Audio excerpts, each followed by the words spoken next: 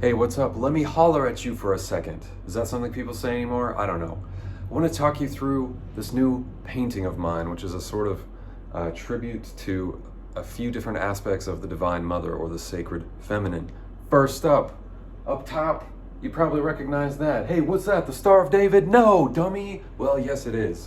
But it's also union of the masculine and feminine exploding at the crown into Vishnu and a bunch of snakes coming out the back of your head when you reach liberation. But in its simplest form, the six-rayed star, it's all over the place. It's often on the old heart chakra. It's used in magic, the hexagram there. It's the masculine and the feminine energies coming together into orgasmic bliss. But for the sakes of our piece here, it's just the classic six-rayed star. Crowley is crying out from his grave going, "Heyo, I see that hexagram, boy." And what we got here, what is this? Sign for a women's restroom? No. But it is interesting how frequently you will see this little glyph of Venus, of course. The planet Venus, but also the planetary intelligence known as Venus. Perhaps the spirit or the deity or the angel or something in there all between. Those are just terms we have to give them as humans. But anyhow, up here we got classic Venus name, kind of looks like the Venom font, unintentional there. I was just trying to make a pretty swirly font, kind of looks like the Venom logo. And those movies are horrendously bad, so not what I was going for. And plus, Venus, she doesn't give a shit about the Venom movies. What we have over here is Venerus. That's Latin. That's a dead language. But a lot of magic guys would use a lot of Latin back then and now also. So there's some Venerus. That's a tiny little circle. That's nothing grammatical. That's just a decoration. Circles kind of a decoration sometimes. Over here we got the Hebrew of the same word for Venus. Over here we got the Sanskrit for Venus. So just so Venus knows, just so whatever planetary energetic intelligence sweeps down into my apartment and happens to look at this, goes, "Hey, there's my name, there's my name, there's my name. Nice, this guy knows what he's doing." And he also kind of doesn't. Now, the original Hebrew word for Venus translated perhaps to joy of God or hope of God. Now, anybody out there who's been traumatized like me by Christianity or by Catholicism, don't get too hung up on the word God there. Don't take it literal. Don't take it in a Western, patriarchal, masculine sense. It's just an aspect of the whole, okay? God as the universal self. God as the witness, all right? So it's not the joy of the big, angry, bearded guy in the sky who curses people and like has to kill his son or something. Don't take it literal. But Venus, the hope of God, the joy of God. I mean, think about those words. Venus is a benefic or benevolent energy. It's loving, when Venus moves through your astrological charts, and I don't know a ton about that shit, but it's often kind of nice. She's often giving you kisses, on your cute little cheeks or your mouth, and other places too. But let's move on from that. Got the classic pentagram, the 5-pointed star with the 4 elements plus the extra one, which is spirit going up. Spirit kind of going, "Hey, 6-rayed star, how you doing? Nice to see you, see you around. 5-rayed star, hope to have 6 rays sometime." Only joking. Here, tiny little symbols of Venus. Now, Anael, that's the Archangel of Venus. That is, what are the Archangels? Who knows, honestly? We've tried to talk to them. It's kind of hard to little lost in translation because they're probably more like a super complex mathematical equation or an extremely complicated computer program that we don't have the way to fully translate accurately. And so don't think of an angel as like, a big, shiny, really intelligent human who's like, "I love you." They're weird fucking creatures, and the way they interact with us, the way that they speak, it's not always going to make a lot of sense. Even so, this is just a little tribute to Anael, or sometimes Haniel, Archangel of Venus, Archangel of Netzach, on the Tree of Life, the Kabbalah Tree of Life. This is Anael's sigil, and this is the Hebrew for Anael. Now, Anael, planetary intelligence, I took this sigil. This can be found in a number of places, but my biggest source of sort of insight about Anael was from Frater Ashen Chassan's book, Gateways Through Light and Shadow, in which he is a very talented ceremonial magician with 25 years of experience who worked with a extremely talented scryer to call up Anael on the freaking circle and be like, what's up, babe? What can you tell us about the workings of the world? And it's actually fantastic. It's beautiful. It made me cry. So Anael, great spirit to be working with. And down here, now these are just a few names for the Divine Mother or the Sacred Feminine in her many, many forms that she has appeared to humans in different cultures and different religious systems or different practitioners over time. So this is not comprehensive. There are many more names and forms that she takes that are probably innumerable. It's impossible to know them all. But Frater Ashen's book helped me understand that it isn't too necessarily important to get caught up on one, but that even Anael herself said that the aspects of the Divine Mother are like light shining on different peaks of the same mountain range. You know, whether that is Isis or Ishtar or Babylon or Anael or Kali Ma, they're all ultimately aspects of the Divine Mother. And that us as individuals tend to be drawn to one in particular and work with that deity or that spirit or that angel as our sort of center post for devotion and for longing that ultimately leads us to liberation. So anyhow, but Anael is a great one to start with because, at least for those who are drawn to needing a lot of love and affirmation and affection, other people are drawn more towards the more intense, severe spirits like Cassiel or Samael.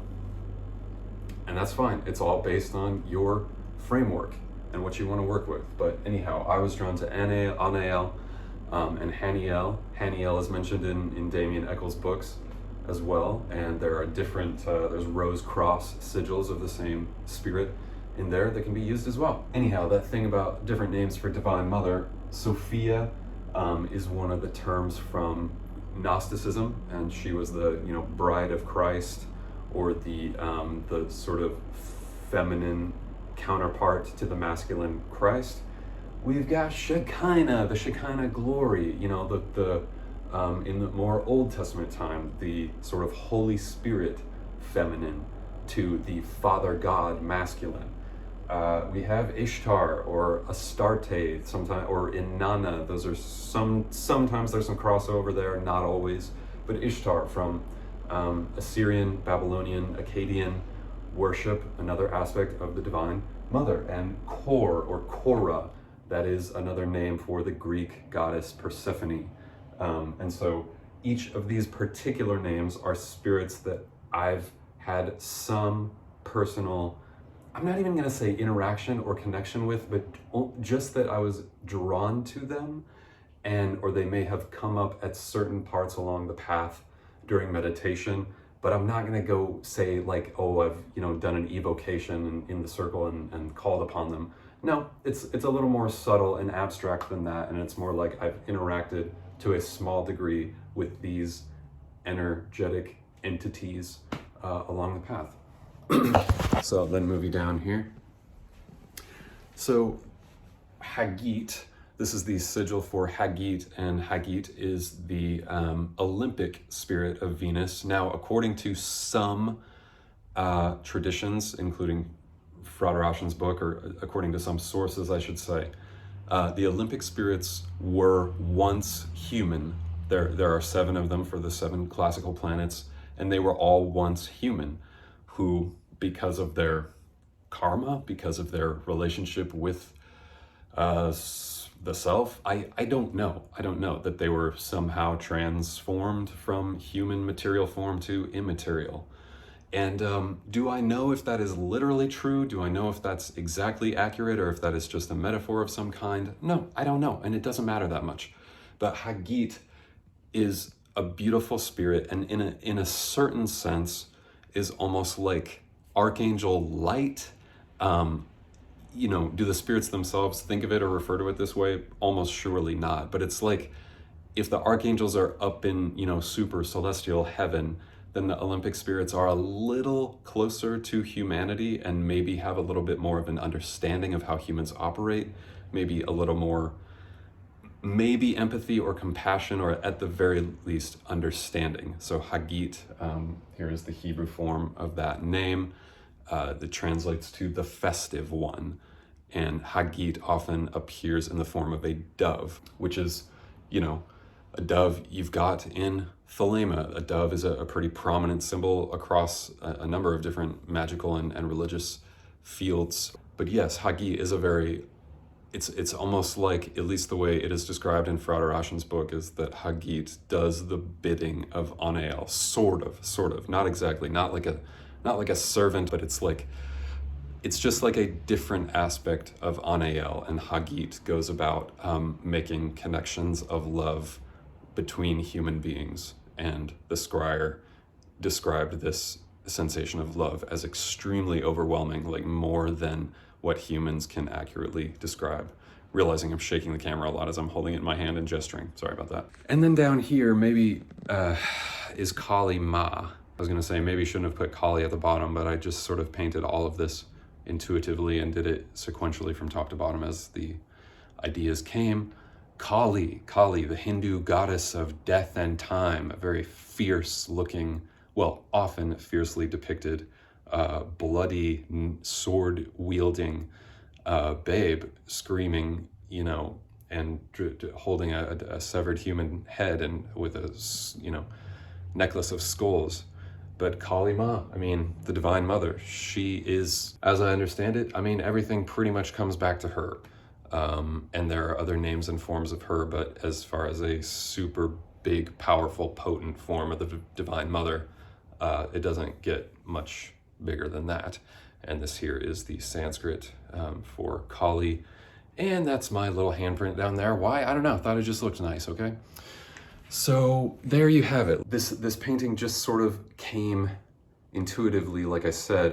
These were all things I'd interacted with over the last probably year and a half.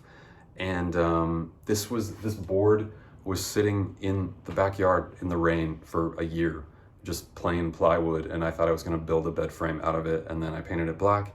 And then for some reason I wanted to paint the Venus symbol on it. And then I just started painting other shit. And I was like, okay. And then it became whatever this is, this weird sort of Tumblr post of a vertical painting. But it's just, is there anything particularly magical about this? Not necessarily. No ritual has been done around it except for the ritual of making the art itself.